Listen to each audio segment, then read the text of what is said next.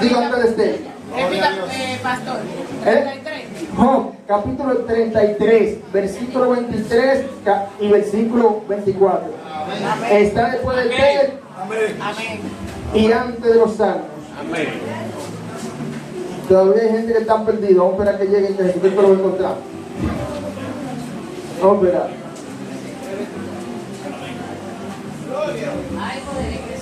Aleluya. Alabado sea Dios. Aleluya. Amén. ¿Lo tenemos? Amén. Bueno, si falta alguien que nos alcance para poder avanzar. Vamos a ver la palabra de Dios en el nombre del Padre. Me dejaron solo. Vamos a ver la palabra de Dios en el nombre del Padre. Amén. Dice así: si tuviese cerca de él algún elocuente mediador muy escogido que anuncia al hombre su deber, que le diga que Dios tuvo de él misericordia, que lo libró de descender al sepulcro, que halló redención. Amén. Padre, gracias por tu palabra. Tus palabras son vida, son fieles, son verdaderas. Ayúdanos a escudriñarla, a guardarla y a vivirla. En el nombre de Jesús. Y amén. Den un aplauso a Jesucristo. Aleluya.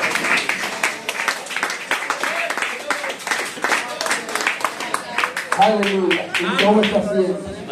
Vamos a predicar esta suelta palabra con el tema: un elocuente muy escogido como Jesucristo. Un elocuente muy escogido como Jesucristo. Aquí donde leímos dice: si tuviese cerca de él algún elocuente muy escogido.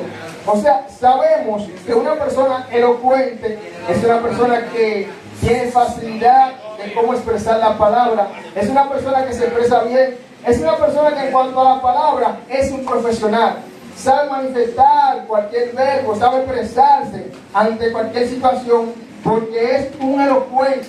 Ahora bien, aquí dice: si tuviese cerca de él, cerca de quién, de Dios, algún elocuente mediador. Y no solamente que ese elocuente va a estar ahí por estar, sino que él va a hacer una función. ¿Cuál es la función de ese elocuente, según lo que leímos? Que le diga al hombre su deber. O sea, que el hombre tiene un deber para con Dios. Y el deber del hombre es obedecer, porque entiende que no vino a la tierra por accidente, porque entiende que está aquí en la tierra porque Dios lo creó con un objetivo, y ese objetivo es servir a Dios. Entonces, cuando yo entiendo que el elocuente muy escogido es Jesucristo, yo le voy a obedecer a él, porque dice ahí que entienda que Dios lo libró del sepulcro y que halló redención.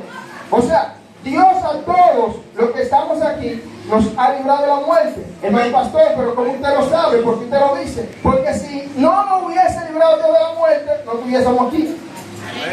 Porque estoy seguro, sin temor a equivocarme, que el diablo que quiere acabar con la vida del hombre. Eso es lo que dice la Biblia. Aquí uno Satanás, dígamelo, a matar y a destruir. O sea que Satanás no tiene ningún objetivo bueno con el hombre. Lo que quiere matarlo, arrancarlo a la tierra para que ese hombre descienda al sepulcro. Y no tan solamente que descienda al sepulcro, sino que se va a perder esa vida por la cual Dios ha batallado y ha luchado, porque ha escogido a quién, a Jesucristo, como un elocuente. Y Jesucristo, ¿qué es? Un mediador entre Dios y los hombres. Jesucristo, hombre. O sea, ya entender que ya Dios había sentido como esa revelación de que Jesús iba a venir a la tierra, porque él mismo dice que Dios del polvo de la tierra lo iba a levantar. O sea, dando a entender que este elocuente llamado Jesús, yo tengo que buscarlo. ¿Para qué? Para que me redima. ¿Qué es redimir? Es librar a alguien de un peligro. Es usted pagar una suma de dinero por alguien que está cerca de la muerte. Y eso fue lo que hizo Jesús. Jesús vino a morir ¿por quién? ¿Por quién? Por nosotros. O sea, si Jesús, como dice la Biblia, y estoy seguro que así, porque Dios no miente, murió por mí, yo tengo que morir por él. Hermano pastor, pero ¿cómo así que yo tengo que morir por él? Yo tengo que morir a mi vida, a mis deseos, porque los deseos míos están fuera de la voluntad de Dios. Entonces yo tengo que entender que los deseos de Dios son los que yo debo vivir. Que la vida de Dios es la que yo tengo que desarrollar aquí en la tierra, porque esa es la que me va a garantizar de que yo me voy a salvar. Esa es la que me va a ayudar a entender de que yo estoy con un propósito aquí en la tierra. Esa es la que me va a decir a mí el deber que yo tengo que hacer, que yo tengo una responsabilidad, que yo tengo algo que hacer aquí en la tierra. Y no es solamente comer, no es solamente pasear, no es solamente explorar las cosas buenas que podemos ver. No, es algo más.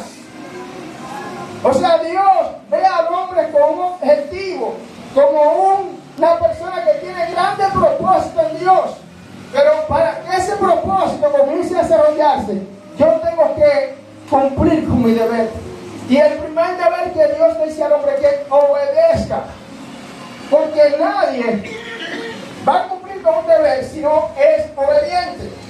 Porque si alguien le dice a usted, fulano, tú debes cumplir con tal deber, y esa persona cumple, es porque está obedeciendo al deber que le están exigiendo. Pero si yo decido, no, yo no voy a cumplir, automáticamente soy un desobediente y no estoy obedeciendo a lo que Dios me está diciendo. Entonces, ¿cómo entendía esto? Como si tuviese un elocuente, un mediador, por así decirlo, alguien escogido, y ese fue Jesucristo, señores. Dice la Biblia que no estimó ser igual a Dios como a cosas que aferrarse, sino que se humanó, o sea, tuvo un cuerpo igual que usted, igual que Dios, comió, hizo sus necesidades, porque era un humano. ¿Pero por qué lo hizo? Por amor. ¿A quién? A usted. Por amor a mí. O sea, Dios le da tanto valor al hombre que no estimó a Jesús mandarlo aquí a la tierra, sino que lo mandó. ¿Quién irá? Yo iré, Señor. Aleluya. ¿Usted sabe lo que es el amor? El amor tiene muchas características. Es un sentimiento que ama a pesar de cualquier cosa que pueda pasarle a esa persona que ama. Porque dice la Biblia que el amor nunca deja de ser. O sea, cuando yo entiendo que yo amo, yo voy a hacer lo mismo que Jesús hizo. Yo le voy a decir al hombre el deber que debe tener para con Dios, para que sea una persona que no descienda al sepulcro sin Dios. Porque si yo desciendo a la muerte sin Dios, lamentablemente viví aquí en la tierra. Por eso la Biblia dice, si el hombre engendrare 100 hijos y no se gozó, un abortivo mejor que él. No se gozó, dando a entender que el gozo que usted y yo debemos tener es el gozo de Dios. Amén. O sea, la fortaleza, la vida que debo vivir es la que Dios me dice que yo debo tener, no la que yo quiera. Pero ¿cuántas personas andan en el mundo haciendo y deshaciendo y están vacías, están secas? No tienen pues el gozo que usted y yo tenemos. ¿Sabe por qué? Porque nosotros conocimos al Eterno. Nosotros aceptamos a Jesús como único y suficiente Salvador. Nosotros dejamos que el elocuente Jesucristo sea quien hable por nosotros. Nuestro abogado, un abogado que no se vende, un abogado que pelea por ti. Aleluya. No importa que tú tengas o no tengas dinero. Denle un aplauso a Jesús.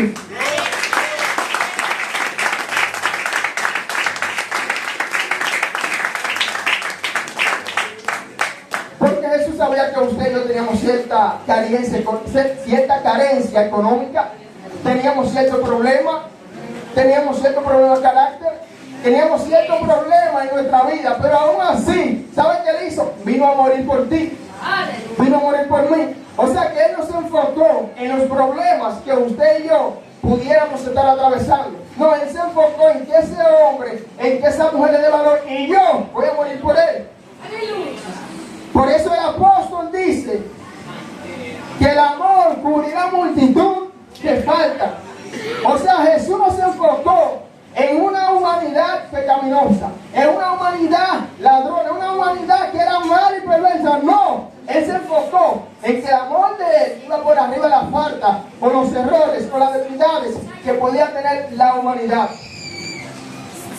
Porque ese elocuente vino a ejercer su función. y fue a dar la vida por usted y por mí. Ahora, ¿estamos nosotros cumpliendo con nuestro deber? ¿Estamos nosotros aceptando esas palabras que vienen de ese elocuente llamado Jesús, muy escogido? Vamos a entender algo, señores, que usted y yo valemos más de lo que nosotros podamos imaginarnos. Usted y yo no podemos echarnos a morir. Usted y yo tenemos un Dios de poder. Usted y yo tenemos a Jesucristo. Usted y yo tenemos un Redentor que te redimió, te cambió, te transformó, hizo de ti una nueva criatura. Porque usted y yo tomamos la decisión de que Él vino en nosotros. ¿Y cuántas cosas Dios nos enseña? Y fíjese algo, que Dios nos enfoca en que usted y yo estemos o seamos personas que no seamos agradecidos, que debemos ser agradecidos constantemente. ¿Por qué? Porque Dios entiende que su función es amar a esa persona, quererlo, mediar por ellos, por nosotros, a través de Jesucristo.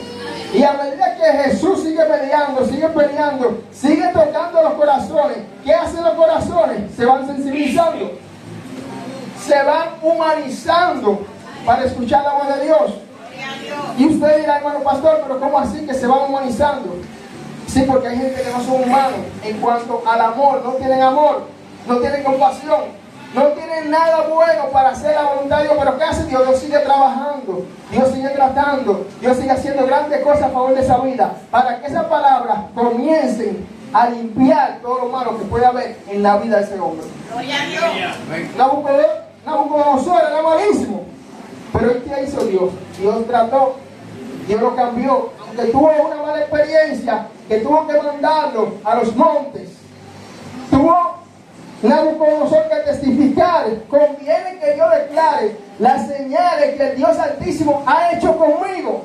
O sea que usted y yo debemos hacer lo mismo, en el sentido de que debemos anunciar, testificar los milagros, la enseñanza, la cosa que Dios nos ha dado, la corrección que Dios ha hecho en nuestra vida. Todo lo que Dios ha hecho con nosotros debemos testificar. ¿Por qué, hermano pastor? Porque los impíos lo escuchan, y eso es un cambio que yo voy a recibir. O sea, si Dios lo hizo con él, también lo puede hacer contigo. Si Dios lo hizo con aquel, también lo puede hacer con aquel. Aleluya. Que Dios no se enfoca en seleccionar las personas para hacer un milagro. No. Dios se enfoca en salvar las almas, usando milagros, usando predicadores, usando cualquier medio que Él entienda apropiado para salvar esa vida. Gloria a Dios. Para redimirlo, para que esa persona pueda recibir la salvación. Porque ese es el objetivo de nuestro Señor. Den un aplauso a Jesucristo y póngase sobre su pie. Aleluya. Alabado sea Dios. Gloria a Dios. Vamos a orar. Y algo de lo que es elocuente dice ahí, que le diga que Dios tuvo de él misericordia. ¿De cuánto ha tenido Dios misericordia? ¿De cuánto ha tenido Dios misericordia? ¿Sabe qué es la misericordia? Es un favor que Dios lo hace, aunque usted y yo seamos muy malos. Ahí Dios te bendice, Dios obra, Dios te sana, pero no por ti, sino por Él, porque Él es rico en misericordia. O sea, nosotros tenemos, señores, que entender que la misericordia de Dios son más grandes que los cielos, y la misericordia de Dios va por arriba de cualquier cosa que usted y yo podamos hacer. Pero esa misericordia debe de traer en nosotros un cambio de tal magnitud que nosotros no volvamos a hacer lo que hacíamos antes. Amén. Vamos a orar, levante sus manos.